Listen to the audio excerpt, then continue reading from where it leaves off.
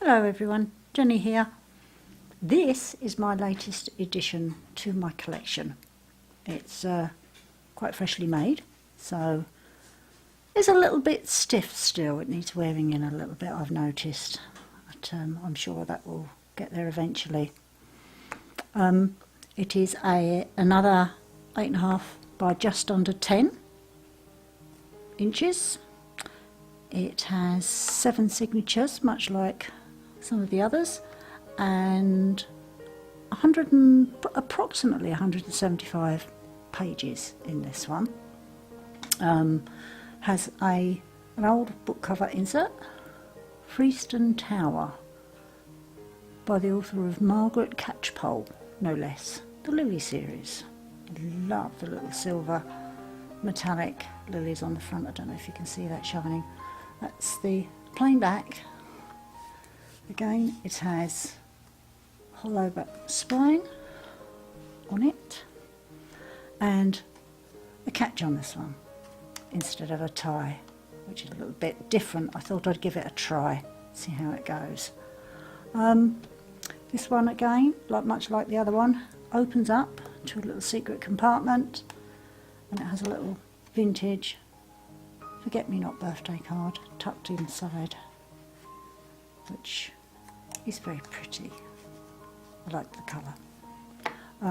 Held closed with 3 little magnets, giving a nice strong catch on it so that it won't flap about too much. Catch undoes. So these are a little bit stiff at the moment, but they will loosen up with use.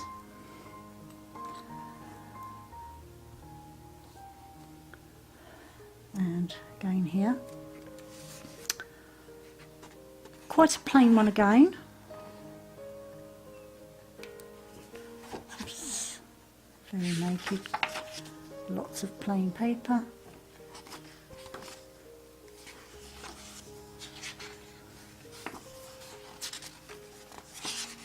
This is 100 GSM, is it? The British measurement for paper. It is printer paper, this one, but it's the thick, better quality printer paper. I'm not so keen on the very lightweight, thin printer paper, particularly in these larger books. I can't remember the name of this book. I will put it in somehow, either overlay it or I will put it in the description below, the name of this book. But it has all of the flower names, which is absolutely stunning, and it is stitched, but it's got a narrow opening to the top, and you can squirrel away little notes and bits and pieces in there. Not quite sure how successful it would be getting things out. It's not too bad, but I double-sided them so that you've got full benefit of all the lovely it's a little bit of muslin or on the just to give the stitching strength.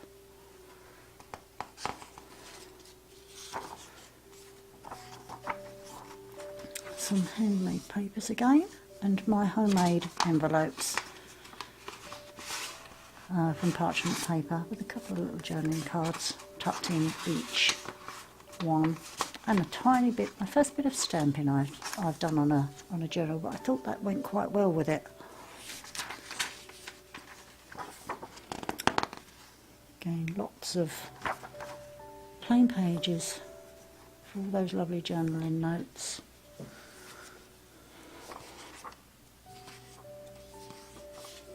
Strong enough to take photographs and even some sketching. Some card. A little bit of lace on these.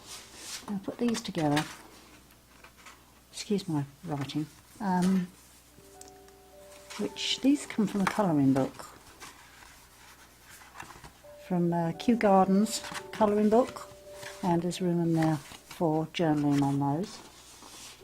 There's 4 of those scattered throughout the book with different flowers on.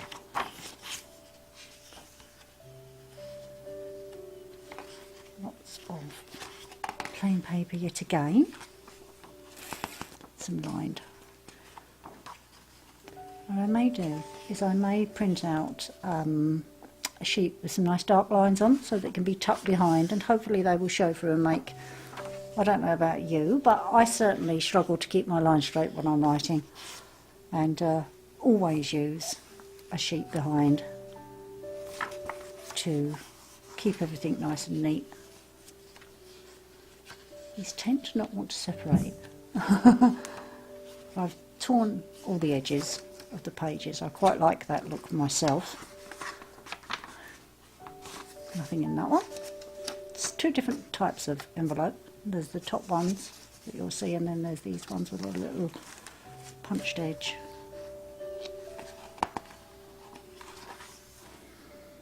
As I say, about 175 pages in this one. Beautiful little violas.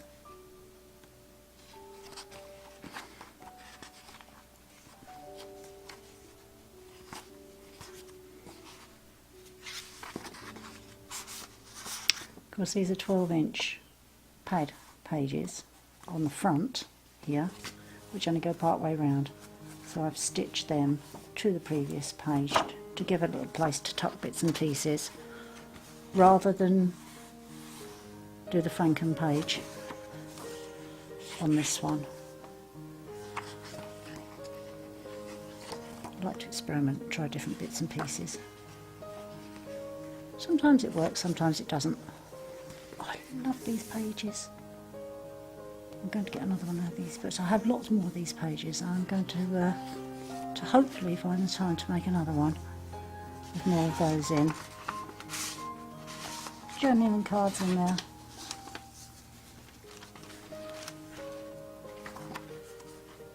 Again, I won't show every plain page. It's hardly worth it, and they're all very much the same throughout the signatures. It's a large journaling sheet and a card.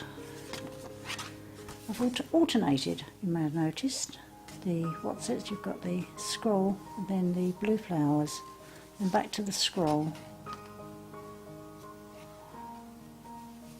If I can find it, and then back to the blue flowers, and so on all the way through.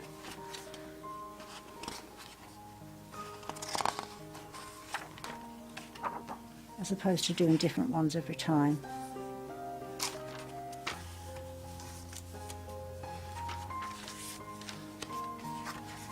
Giving a slightly cleaner look to the signatures. Beautiful, look at that. I'm not going to try to pronounce the Latin names, that would be ridiculous. Language is definitely not my thing. Oh, it's beautiful paper. It's got sparkles in it. Just little threaded through.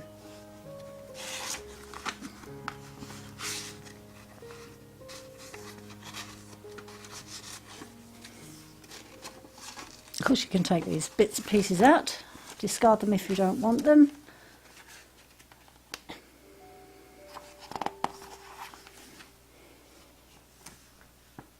Crocus. Oh, and snowdrops. Need some of those. As I've said in previous videos, it's very bleak here at the moment. We're desperately in need of some spring sunshine and lovely spring weather. Trying to pick up the gold on the front of the book.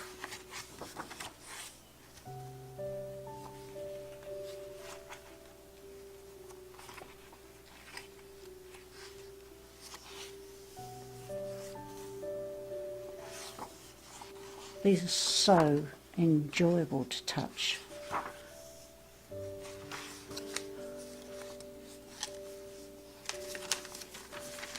I like the feel of going into a library and taking a big tome off the shelf and leafing through it. So to be able to take this, I keep it on a nice desk somewhere and have the pleasure of writing in it at the end of each day is something I really enjoy, recording those family memories. It's a delphinium, I can say that one.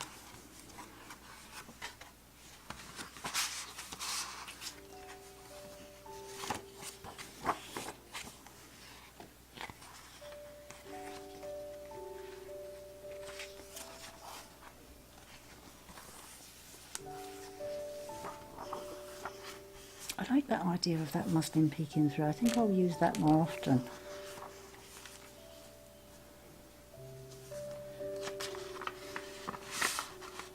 Just a couple of journaling cards. Oh, and a little snippet.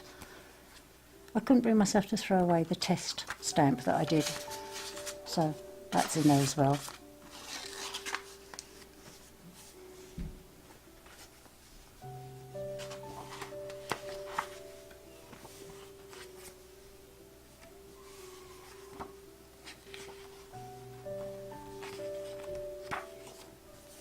And that's the end of that one. Hope you enjoyed it. I do have a website coming soon where these will be featured. The link will be in the description below, but it isn't actually up and running yet. My daughter is in the process of building it for me, and these will all be featured on there